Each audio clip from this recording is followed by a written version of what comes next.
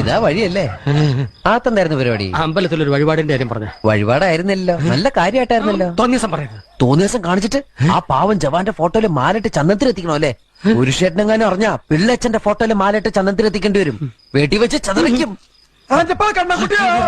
നാട്ടുകാരെ വിളിച്ചു കൂട്ടിട്ട് മോൻ എന്ത് കിട്ടും? എനിക്കൊന്നും കിട്ടില്ല, പിള്ളേച്ചന് കിട്ടും. നല്ല അസ്സല് പുതുക്ക്. വലിയ നിലവിലുള്ള ആളല്ലേ, എല്ലാരും ഒന്ന് അറിയട്ടെ എന്ന്. നീ എന്റെ മാനം കളയരുത്. നിനക്ക് എന്ത് വേണേലും ഞാൻ തരാം. എന്ത് തരും?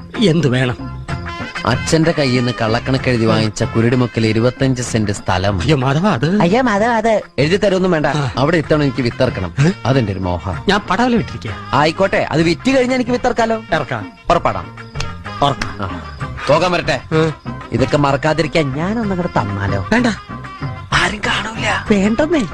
എന്നാ ചാടിക്കോ മോനെ.